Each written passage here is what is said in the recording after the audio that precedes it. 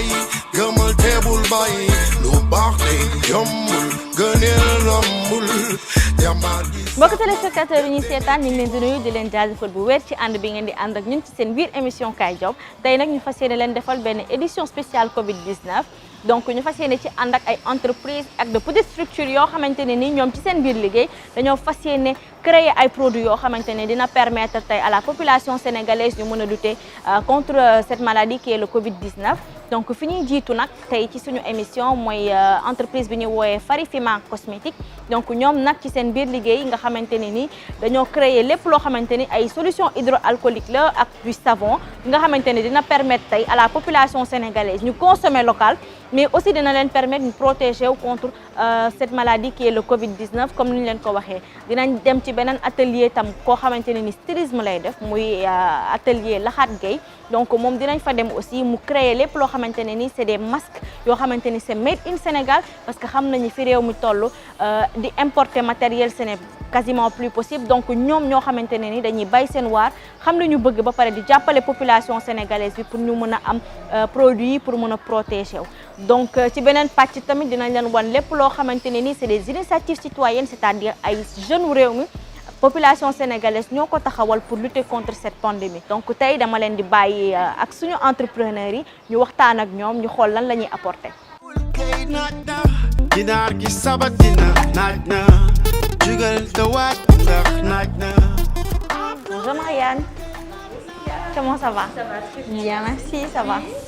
On va commencer par les procédures d'urgence. Ah, merci beaucoup. Vous allez bénéficier du gel qui est fait. Ah, super hydratant. Ça va, vous allez bien? On va très bien, merci. Super. Chers téléspectateurs, nous sommes bien sûr à Farifima Cosmétique, donc ici qui sont des spécialistes en produits naturels. Donc aujourd'hui, nous avons le plaisir de partager cette émission avec Marianne, qui est la fondatrice de Farifima. Plaisir partagé. Voilà, donc ce sera avec plaisir que nous allons vous présenter les produits et vous parler notamment de cette maladie qui est le Covid-19 et là où ils sont là pour participer vraiment à lutter contre cette maladie. Donc nous allons commencer tout de suite, Marianne. Merci. Donc, je vous suis. D'accord.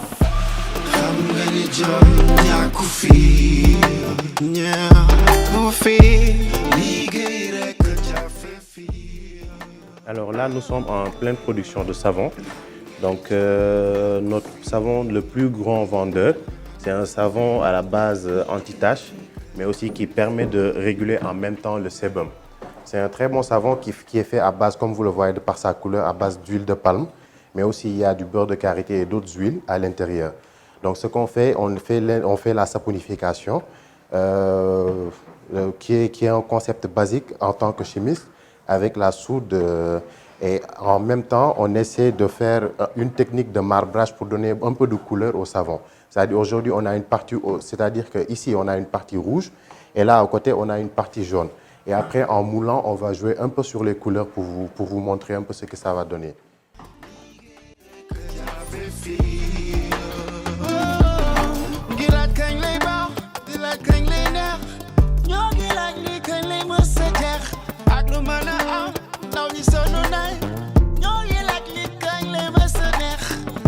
It's gonna be too late. Yes, it's gonna be too late. Hope's are gone now. People everywhere sing my song now. I'm gonna join Yakufi. Yakufi. Ligere Kajafi. Il est temps d'aller faire le moulage. Oh. Donc pour les moules, on a préparé nos moules. Donc ce sont nos bois qu'on a fait, du bois qu'on a découpé nous-mêmes, qu'on a préparé nous-mêmes pour faire des moules carrés à savon après qu'on va pré-découper. Donc directement.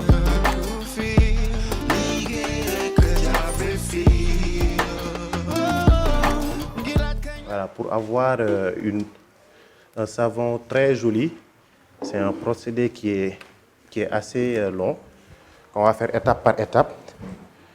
Donc, Yao, tu peux mettre sur les bords. Ça, un savon, après, quand ce sera découpé, qui va donner une très belle couleur.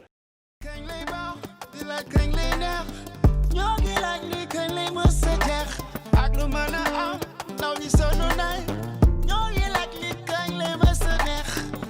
It's gonna be too late. Yes, it's gonna be too late. Hopes are gone now.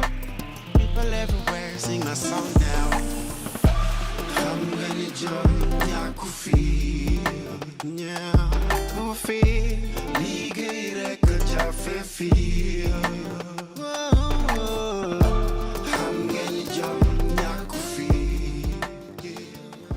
Voilà, là c'est un savon à froid. Normalement, il est quelle heure environ d'ici 5 heures, 6 heures maximum, ça va être dur. Mais ce n'est pas pour autant que le savon est prêt. La réaction n'est pas prête. La réaction va durer 1 mois. C'est-à-dire que le savon va rester tel quel durant 1 mois avant qu'on puisse le commercialiser, l'utiliser plutôt. Donc, c'est parce qu'aujourd'hui, indépendamment de la réaction à chaud, le produit n'a pas un catalyseur pour accélérer la réaction. Donc, il est laissé à température ambiante et ça va prendre son temps pour atteindre totalement la réaction de saponification. Mais d'ici demain, on pourra démouler et découper le produit. Là, c'est un savon, c'est un savon anti-vergeture à base de poudre d'orange, vous le voyez avec sa couleur, et de poudre de cacao. Donc, qui sont de puissants cicatrisants. Et de l'autre côté, on a un savon café-touba à base de café-touba et de l'huile de palme. Ce qui nous permet d'abord de recycler le café-touba, c'est-à-dire que ce savon-là, c'est du café déjà utilisé, qu'on récupère chez les particuliers, chez les industriels qui font du café-touba. Et après, on utilise leurs propriétés pour produire ce savon. Avec le même marbrage, vous le voyez, les différentes couleurs, ça c'est lié au café-touba et à l'huile de palme. Là, ce sera plus accentué parce que les couleurs seront plus vives parce qu'il n'y a pas de café. Donc, on a beaucoup, ce savon-là, on l'a démoulé ce matin. On l'a fabriqué hier, démoulé ce matin. Il n'est pas encore prêt. Donc, il va reposer ici durant 1 mois et après, il sera prêt pour être utilisé. C'est un savon gommant aussi, le café-touba avec ses propriétés. Et comme les industries de café-touba enrichissent leurs produits avec de la poudre de riz, le riz plutôt est un produit qui est très riche en antioxydants, qui permet aussi en même temps de réguler le sébum et de faire son effet gommant. On a beaucoup d'autres savons, Farifima a près de 15 savons qu'on utilise pour les mains, pour le corps, pour les enfants, pour les adultes. Donc en même temps, aujourd'hui, on parle de Covid-19, mais c'est pour tout temps en fait. Donc pour les bactéries, pour tout temps, il faut vraiment s'habituer à se laver, mais surtout à se laver avec les bons produits. Parce que ce produit-là ne va pas dénaturer les mains ni la peau de par son odeur, de par ses intrants qui sont tout à fait naturels. Vous le voyez, c'est une production semi. 10 silos de 120 litres, c'est ça? 10 silos de 120 litres. Et on atteint pleinement leur capacité en temps de production. Donc, ce qui nous permet de satisfaire la demande quand il y a une forte demande et de fort taux de commande, surtout en temps de crise aujourd'hui. Avec le Covid-19, facilement, on peut faire la production et qui prend énormément d'intrants aussi parce que pratiquement chaque semaine, on prend parfois 1 à 2 conteneurs d'alcool. Donc, c'est ça. Et nous, en interne aussi, on utilise notre propre produit pour nous désinfecter. C'est d'ailleurs le produit qui est là avec le spray. Tu peux m'amener le spray à l'intérieur. On l'utilise ici pour bien nettoyer. Après avoir bien nettoyé le sol, les meubles, on le met en spray. On a aussi des sprays d'alcool. Donc, pour vous dire qu'on est confiant de nos produits. Donc, voilà, notre spray spécial est là. On l'utilise pour les bureaux. Celui-là, c'est pour le labo en interne. Et ce sont de très bons produits. Vous pouvez l'utiliser un peu partout pour la caméra, pour le micro. Ça va permettre de vraiment lutter contre le problème, contre le fléau. Le labo, ce n'est pas tout simplement nous. Il y a aussi le docteur Marianne, qui est la fondatrice de Farifima Cosmétiques, donc qui est une docteure en chimie. Donc, on l'imagine, toutes les formulations de base, on le fait ensemble, surtout avec elle, parce qu'elle a le background pour bien faire les choses.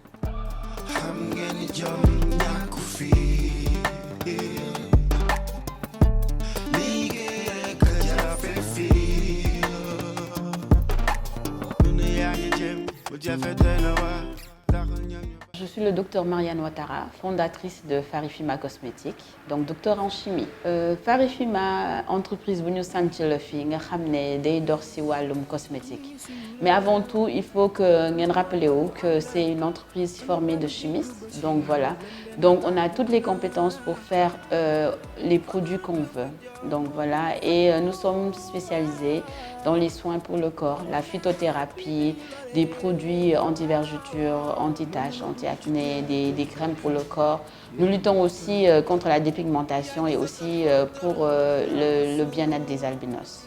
Farifima, bu ma koy commencé d'ici xalaat maa ngi woon Canada parce que au fil de mes voyages depuis bu ma amee sama bac dama jóge fii damay gis samay xarit yi ñu may àndal ñoo xam ne ñoo bokk type de peau, ça veut dire nit ku ñuul parce que boo nee ñuul nit yi dañu naan ah man dama xees non nit ku ñuul ça veut dire Afrique ak diaspora américain mi ñuul dañuy am difficulté di am ay produits pour suñu peau, ça veut dire que hydratation bi wala couleur bi. Donc au fil may xalaat plus may avancé si sama jàng en chimie may xalaat si loolu ba après ma décidé ñëw sant ko. Et lu tax ma ñëw fii parce que da ngay gis ne produits yu bëri dañ koy importer et fii production locale bi bëriwul noonu et pourtant marché cosmétique bi dafa rëy. Donc lu tax ma ne lu tax ñu war a toog fële di defar nañu ñëw suñu dëkk dinañu mun a di jël ay ndaw ay jigéen ak góor di liggéey ak ñoom di ba pare développer loo xam ne ñu ne fii lañ ko defee ma nekk jigéen et tout ba pare loo xam ne mun na concurrencer produits internationaux yi di respecter normes yi parce que c'est très important certes bëgg nañu dugg ci marché bi mais il faut ñuy def loo xam ne fépp fu ñu dem ci àdduna ñun koy reconnaître. Bon, quand on a vu la pandémie venir donc on s'est assis en tant qu'équipe. On s'est dit, il faut... D'abord, même avant ça, on voulait faire des gels. Parce que moi, je suis habituée tout le temps d'avoir mon gel qui est à côté de moi. Et là, quand la pandémie a commencé à venir, au laboratoire et tout, on s'est dit, il faut nous faire un gel. Un gel pour l'oreille et tout. Donc, bu ñuy commencé, je me rappelle, je pense que première production bu ñu def 50 gel la ñu defar may wax sama benn xarit pharmacienne mu ne ma mi Marianne yow xamoo lu xew ci dëkk bi yow instant yi j'ai tellement de demandes nga naan 50 demal ngeen yokk seen production. Donc ñu nekk di yokk suñu production ba pare bëgguñu woon def comme gel lu ñuy kii dañu ne dañuy def gel boo xam ne dafa am produit yu différent déjà parce que instant bi feebar baa ngi fi xamuñu kañ lay jeex donc nit yi bu ñuy utiliser ay gel ak produit dafa war a nekk loo xam ne day aarale seen loxo mais bañ ko yàq donc déjà ñu dem ci naturel bi jël ay huiles essentielles yoo xam ne comme le tea tree qui est le plus grand antiviral au fait l'un des plus grands antiviraux au monde et c'est naturel. ñu def ko ci ñu def yeneen huile boo xam ne day def douceur def gel boo xam ne boo ko defee sa loxo da koy hydraté en même temps même am na ñoo xam ne dañuy dem bu ñu jógee di raxas seen loxo bu ñu amul crème main dañuy jël gel bi di ko def et ça me fait rire parce que ça gel wala kii donc bu ñu commencé def gel bi demande bi dafa fortoon bu baax vraiment malgré le prix parce que suñu prix c'était au-dessus mais nit yi di ko jënd ñu toogaat ak équipe bi ni waa gel daal baax na trop wante lan la ñuy defal leneen loo xam ne pour surface yi parce que Covid yemul ci loxo plus c'est plus résistant virus bi ci ay surface comme ay poignées de main de porte wala table yeeg ordinateur yi yoo xam ne dañ ko gis téléphone yi et tout donc foofu la ñu xalaatee suñu désinfectant multisurface bi ñu ne dañ koy génne et tout donc machallah succès bu ñu amoon par gel bi ñun duñu foog ne duñ ko dépassé désinfectant bi bu mu ñëwee succès bi gën a ëpp industrie yi ñëpp di ko jël parce qu'ils faisaient face à ça et ñu bëri sax dañu am na ñoo xam ne dañu signé contrat yoo xam ne pour longue durée parce que dañu ne c'est pas juste pour Covid bi c'est parce que c'est des produits dont ils avaient besoin. Gouvernement bi jënd na ci ñun am na structure différents yu jënd ci ñun pour des mini-structures ça veut dire tey amuñu commande boo xam ne gouvernement dafa ñëw ne dafa bëgg 100 000 gel wala genre yooyu depuis le début jusqu'à cette semaine donc on ne approché wuñ ñu woon pour xool mais je pense que tellement que nit yi dañu wax suñu clients yi wala ñëpp di wax ci ñun macha allah keroog ministre du commerce ak ADPME ak direction de PME macha allah dañu jóg def ñëw ba ci suñu laboratoire pour xool ci lu ñuy liggéey et franchement xool comprendre féliciter ñu aussi ça nous a beaucoup touché parce que day montrer comment que nit yi gis nañu ne ñoo ngi xeex bu baax pour jàngoro bi léegi après loolu bu mu passé gëm naa ne ADPME qui accompagne dinañu jàpp joxe ay subventions jàppale ñu parce que gis nañu suñu liggéey bi bu baax. sa bopp aar ñi la jege fagaroo gën faju digle yi nan ko jëfe aar sa bopp aar ñi la jege fagaroo gën faju digle yi nan ko jëfe lëmbe na àdduna bi la jàngoro yaatu na lëmbe na àdduna bi la jàngoro yaatu na. salaamaaleykum. Waaleykum salaam. Ça va bien? waaw nuyu bi bii la de ah. Merci beaucoup. Asseyez-vous. Oui, on respecte la distance. Hein? Bien, merci. Oui, très bien, très bien. Très bien, ça va, ça se passe bien. di wax que ni Covid-19 dafa nekk loo xam ne ni ñun ñëpp la interpellé en tant que citoyen avant ñuy nekkee styliste ay citoyen lan être humain donc bokk ci population bi xam donc li population bi di yëg. Moi je pense que nekkul styliste rek kese moo ci war a participer. Ku ci nekk am nga une façon boo xam ne nii war nga ci mën a participer pour mën a aider ñi nga xam ne mooy les autorités yi nga xam ne ñi ngi xeex suba ak ngoon pour mën a dàq li nga xam ne mooy le Covid-19.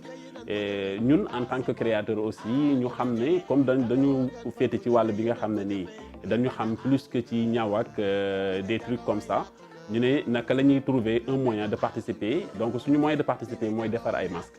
Et puis di ko distribuer aux populations bi nga xam ne nii qui en ont besoin et qui n'ont pas forcément les moyens d'en acquérir. Effectivement, on va faire tout pour que yéen ngeen mën a gis aussi naka la ñuy fabriquer masques yi et à partir ci patronage bi ba ci produit fini bi incha allah rabbi donc maa ngi lay invité pour nga mën a ñëw ci suñu waaw incha allah ok.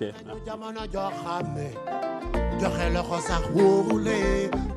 léegi laxaat mën nga ñu wax kan mooy laxaat ak marque bi l'histoire de Alguer excusez-moi. Bon man maa ngi tudd Abdou Lahad Gueye styliste modéliste sorti de l'école nationale des arts donc qui est actuel institut de coupe couture et de mode de Dakar. Avant may def stylisme peut-être dem naa def ce qu'on appelle les sciences économiques à l'université Cheikh Anta Diop jusqu'à avoir ma maîtrise en sciences économiques option gestion des entreprises.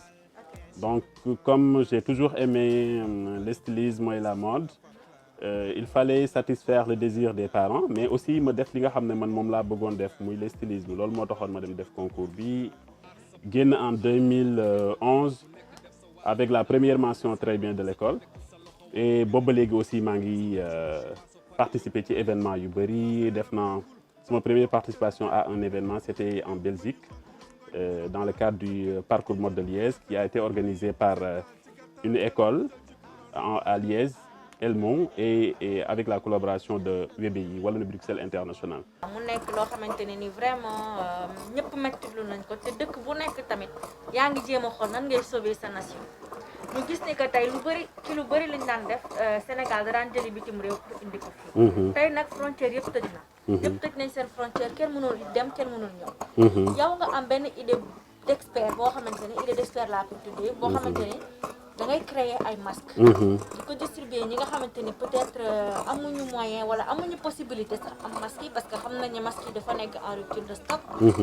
mais yow nga créer ko ba pare c'est assez original. c'est avec des tissus vraiment made in Sénégal.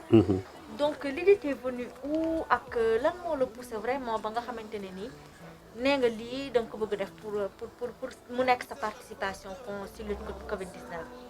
Bon pour répondre à ces questions boobu dafa nekk loo xam ne question déjà bu ma neex la parce que du ñëpp ñooy am opportunité wu mën di répondre am ku leen poser question pour ñu mën ci joxe des éclaircissements mais là damay wax que ni Covid-19 dafa nekk loo xam ne ñun ñëpp la interpellé ah ñun ñëpp la interpellé avant may nekk créateur je suis un être humain et puis bokk ci population bi mu doon loo xam ne nii def na tic mboolem koo xam ne nii yow tu es conscient xam li feebar bi mën a jur économiquement mën a xam li mu jur aussi et côté démographie et tout parce que actuellement gis nañ pays yu bari ñi nga xam ne ñu ngi ciy wàññeeku te ñooñu bu fekkee question de moyens rek la ñoom ñooñu ko ëpp mais nag dafa nekk loo xam ne nii dogalu yàlla la donc ku nekk ci ñun war nga trouver un moyen d'aider l'autre loolu moo ma jox l'idée ma ne naa defar ay masques mais pas masques yoo xam ne nii defar pour defar en fait dama bëgg a defar loo xam ne nii su ma ko joxee tey jii ki nga xam ne dina yegsi ci loxoom que la personne mën ko jariñoo mu mën koo am loo xam ne nii dina ko fajal muy protéger ko contre tey jii li nga xam ne moom moo nekk di daw un peu partout dans le monde waaw léegi loolu moo ma ci dugal ma defar ko mais nag bi ma ko defaree aussi dama dem wut des gens yoo xam ne nii c'est des experts en la matière expliquer leen lu taxoon ma bëgg a lancer la production de ce masque et puis ñu xoolal ma ko ñu xool ko laboratoire la bu nekk fii nii pour ne pas citer le nom pour faire de la publicité mais laboratoire la fii la nekk au Sénégal moo ko xoolal valider ko et puis ma nekk di ko liggéey bi mu ko valider aussi defar nañ ay 300 masques yoo xam ne ni dañ koo distribuer bi ñu ko distribuer là actuellement ñu ngi nekk d'ailleurs ci yeneen étape ci production bi par rapport aux entreprises yi nga xam ne ñu ngi nekk di ko commander pour leur personnel. Pour le personnel. D'accord. Autre chose, est-ce que tey jii état du Sénégal de manière générale gis nañ parce que xam nañ ni léegi grâce aux réseaux sociaux tout le monde est connecté. te ministères yeeg état bi lépp ñu bëgg a xam dinañ ko xam. mu nekk une belle initiative ba pare mu nekk idée bu originale est-ce que tey état bi c'est-à-dire à travers ces ministères ou quelque chose comme ça ils t'ont contacté pour passer des commandes wala ñu ñëw subventionné la d'autant plus que xam nañ ni masques yi dafa manqué ci dëkk bi ñu ñëw jàppale la wala subventionné la wala commandé la ay masques est-ce que jéego yooyu tollu ko ci. bon je pense gisaguma état boo kenn ci état bi ku ñëw wax par rapport donc à ces masques là lan la ci mën def mais man quand je le faisais nekkul woon loo xam ne nii loolu moo nekkoon le but dama ne woon damay def avec les moyens du bord li nga xam ne tey jii kuy dimbali li mu am lay dimbale. ma dimbali nit ñi nga xam ne au moins ñi ngi nekk autour de moi et te xam naa ne ñooñu c'est des personnes yoo xam ne nii ils n'ont pas forcément les moyens d'avoir des masques parce que masque lay wax je vous parle pas des torchons que l'on met pour se couvrir juste le nez et la bouche parce que loolu aussi nekkul loo xam ne nii daf ñuy dimbali pour ñu mën a protéger wu comme il faut c'est juste quelque chose boo xam ne nii au contraire dafay participer ci pollution wu nature bi parce que c'est des choses yoo xam ne nii du servir dara finalement dañ koy mujjee rek juste sànni ko et c'est pas normal moi je pense que fi ma toll nii mooy li ma leen expliquer réaliser des masques yoo xam ne c'est destiné à la population des gens qui en ont besoin mais aussi des entreprises yi nga xam ne nii c'est des entreprises qui peuvent vraiment vérifier ce que l'on appelle la qualité xam nañ bu baax ce qui se fait sur le territoire te ñooñu gis nañ les autres masques que fabriquent les autres créateurs wala les autres personnes mais ñoom ils ont eu la latitude de venir vers moi pour me dire comment on va collaborer pour qu'ils puissent aussi en avoir pour leur personnel wala ñenn ñi nga xam ne ñu ngi leen koy jox pour des dons. donc Laxaat da nga ñëw ci benn point boo xam ne dafa am solo mooy processus de fabrication masque yi donc avant ça nag dañ lay bàyyi nga wan ñu processus yu nuy demee donc man j'en profite pour introduire ki nga xamante ne mooy Amina Rassoul ci seen rubrique la minute de l'expert donc moom lañ leen di bàyyeel mu ñëw indi expert bi nga xamante ne moo ñuy expliquer li nga xamante ne nii mooy les cas généraux au niveau du Covid-19 donc Laxaat bu ñu paree ñu dellu si waat ci waxtaan bi. D'accord. waaw d'accord merci. Coucou la team Kayjob, ici Aminata Rassoul. Bienvenue dans cette nouvelle rubrique de Minute de l'Expert, édition spéciale Covid-19. Cette pandémie qui fait actuellement des ravages à l'échelle internationale, voire mondiale, mérite toute notre attention.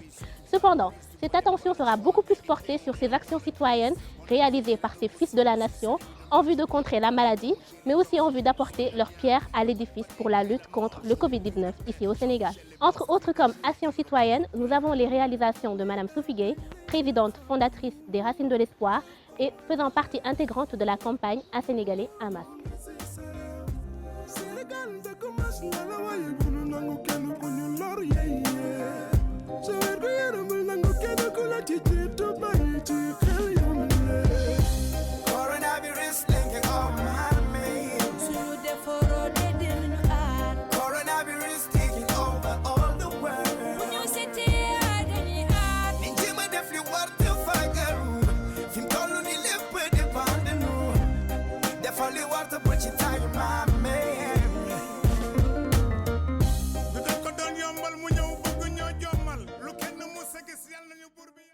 fi lii Diamniadio lay dem dina dem Diamniadio dina am partie boo xam ne day dem ci benn daam bu am ay seex beneen partie ci benn daam boo xam ne borom këram caabi da ko féetee ginnaaw en fait donc normalement chaque jour sax dañuy def ay daara mais bu ñu waree dem ci suñu daara ñun Diamniadio moom kese la ñuy dem parce que ci biir àll bi la xaw a nekk moo tax donc pour tey foofu la ñu jëm quoi. donc am ngeen ceeb diwlin sucre gel yi lépp génn na ah kon baax na ana chocolat bi ñu ngi si biir d'accord. salaamaaleykum mbokk Sénégal salaamaaleykum Sénégal man la Sophie Gueye présidente association Les Racines de l'Espoir après association bi nga xam ne day dimbali ñi nga xamante ni ay néew di doole lañu particulièrement les enfants malades et les enfants de la rue nuyu naa leen yéen ñëpp. waaw un Sénégalais un masque nag du initiative bu association Les Racines de l'Espoir dañu gis ne depuis que le coronavirus mi ngi am ci dëkk bi Sénégalais yaa ngi jël ay initiative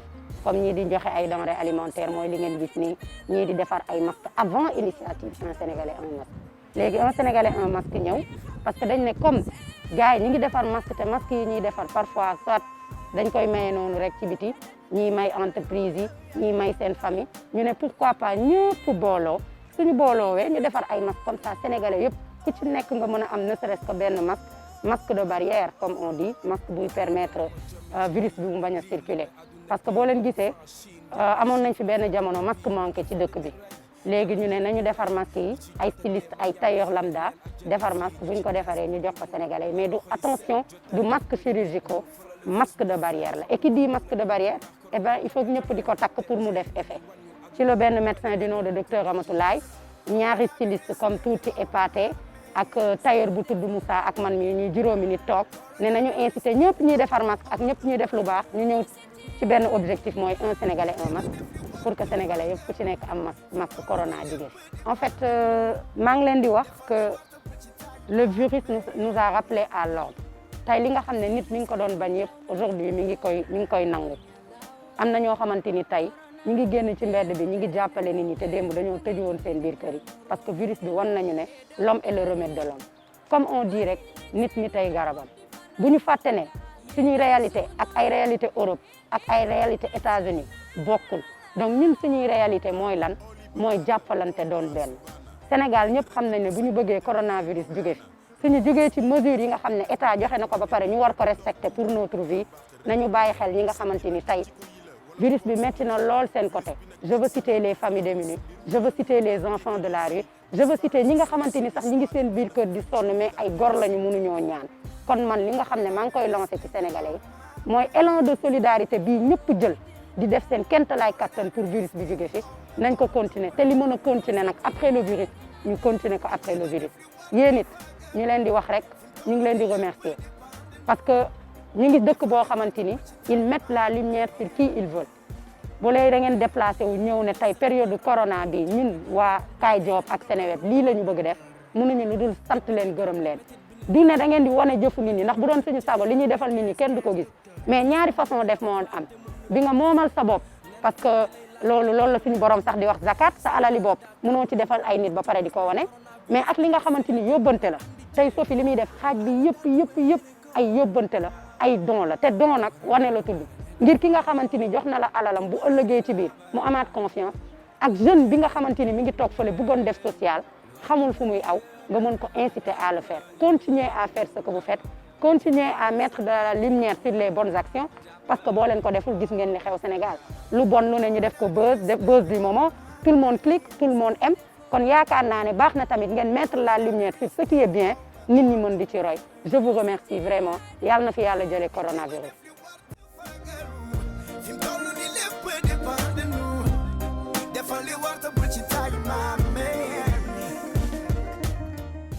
Nous avons aussi les réalisations de ces deux jeunes natifs de Guédiawaye, à savoir de M. Ibrahima Ndiaye et de M. Ousmane Diop, initiateurs du projet Kaira Rassou, qui est un lavement automatique et autonome à usage solaire.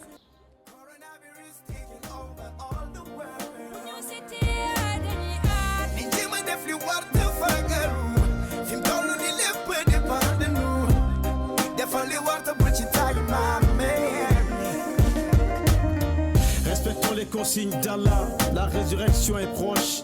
Wallah, concernant ce virus, pandémie, notre ennemi actuel, lui-même devenu global citizen. Prends tes précautions sans haine. De Paris à Dakar, c'est complètement le bazar. Les versions diverses, mais une chose est claire. La quarantaine, je reste en quarantaine. Fagarogan Fadjou.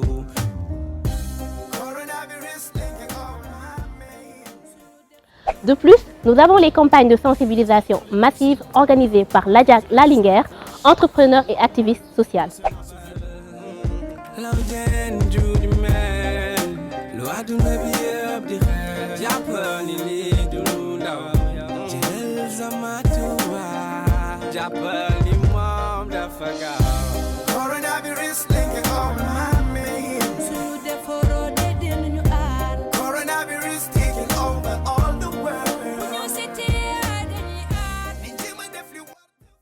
Bonjour, je m'appelle Ladiac. Avec un groupe d'amis, nous avons mis sur pied un projet ponctuel qui est de faire confiner les daras à travers Dakar. Donc nous avons commencé à confiner 5 daras tous les jeudis et nous continuons cette action dans tout Dakar. Nous sommes un groupe, comme je vous disais, qui croyons beaucoup à la solidarité horizontale et surtout, n'oubliez pas les gestes barrières et ensemble nous vaincrons. Enfin, nous avons le Ficha Charity Plan qui est un plan d'action initié par l'influenceur des réseaux sociaux Ficha Sénégal.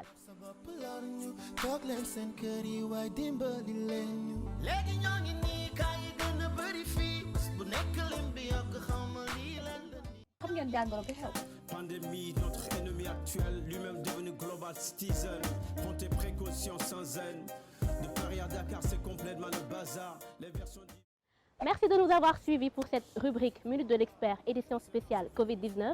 Je vous retrouve à très bientôt et d'ici là, respectez les mesures de prévention sanitaire instaurées. Portez-vous bien et je vous laisse avec Siga.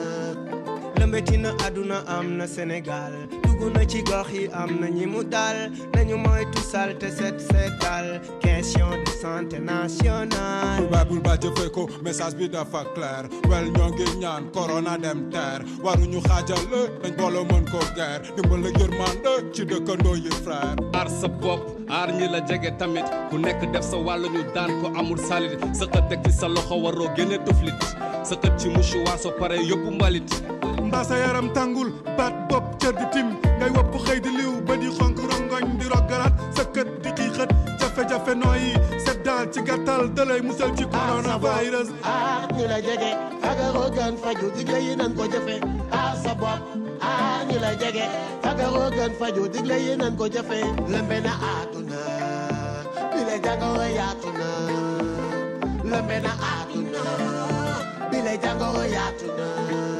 Il est question de prévenir, évitons les débats puérils. L'heure est grave, tous unis, faisons un sur le ring. L'union est vitale, le respect des consignes, capital pour vos querelles de bas étage. Ceci n'est pas normal, vous dëgg du yor. Vos vidéos pour le buzz, désintox sur désintox. Là, dañ nekk ci étape finition yi, c'est-à-dire def élastique bi après ñu attacher ko. Parce que mën nañ ko jàpp avec la machine, mais attacher ko nii mooy gën a dëgër en fait.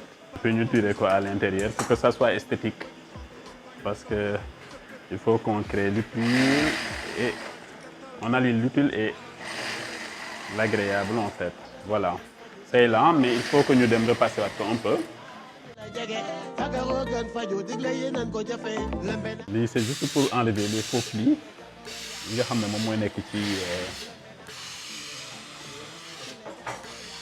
côté yi ñu ko assembler ba paré. En plus vapeur bi aussi dafay réel les microbes yi wala les bactéries yi nga xam ne peut-être am na ci yére bi au cours de l'exécution. Voilà léegi damay dem vaporiser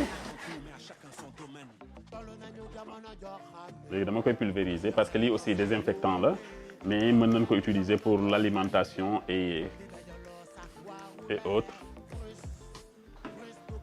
Donc alcool ménagère là quoi. Voilà le masque bi nga xam ne ñun moom la ñuy defar. Voilà doublé bien fini avec les élastiques et tout. Si vous voulez je peux mettre ça pour que vous puissiez regarder comment c'est. Voilà. Et puis ça couvre bien. Donc on peut toujours essayer de diminuer ou augmenter l'élastique pour que ñi nga xam ne peut-être seen kanam dafa ne fa gën a am jëmm sama kanam wala ñi nga xam ne dañu ma gën a ndaw kanam. Voilà. Masque bi ñu defar sànq masque boo xam ne de couleur unie la du blanc Ça ne veut pas dire que ci blanc rek la ñuy rester parce qu'il y a d'autres couleurs lu ci mel ni bleu de nuit am nañ ko aussi noir et d'autres couleurs unies parce que entreprise yu ci bëri yooyu la ñuy gën di soxla mais pour les particuliers am na aussi yoo xam ne dañ koy personnaliser wala ñu def ko en moindre quantité pour ñi nga xam ne déjà dañuy bëgg di am loo xam ne nii lu particulier la lu fashion et tout mais de toute façon ñoom yëpp ñoo yem base yi nga xam ne moom lañ defaree c'est du coton comme par exemple bii nii bi nga xam ne dafa am aspect ndembele bi et motif ethnique la quoi donc c'est du coton moom aussi même principe bi lañ ko defee comme yële bii nii faso d'Anfani la faso d'Anfani bi aussi coton la parce que c'est tissé ici au Burkina Faso ñun dañ ko dem utiliser pour nos vêtements mais maintenant mën nañ ko utiliser pour les masques pour donner un peu de fun ak li nga xam ne moom mooy masques yi ak ñi nga xam ne dañ koy takk pour génn dem di liggéey yi et tout duñu tout le temps bëgg a def loo xam ne ni daf leen di rappeler dafay bàyyi seen xel trop ci confinement bi.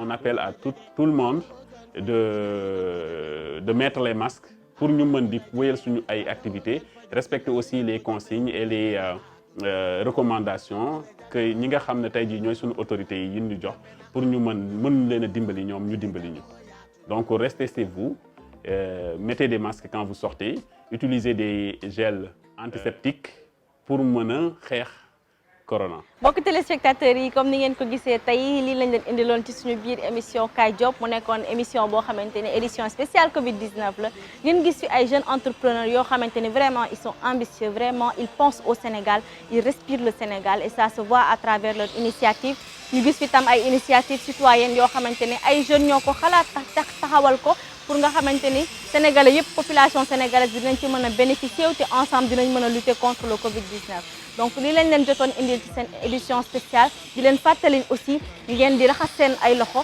vraiment ngeen jël au sérieux cette maladie parce que vraiment c'est une pandémie et ça ne touche pas seulement le Sénégal donc ñu remercier ñëpp ñi nga xamante ne nii jàpp nañ si di remercier ministère de la santé tout le corps médical di remercier aussi les aides-soignants ñëpp ñi nga xamante ne jàpp nañ pour cette lutte contre le Covid-19 donc ensemble kaay leen ñu job aar sa bopp aar ñi la jege fagaroo gën faju digle yi nan ko jëfe aar sa bopp aar ñi la jege fagaroo gën faju digle yi nan ko jëfe lëmbe na àdduna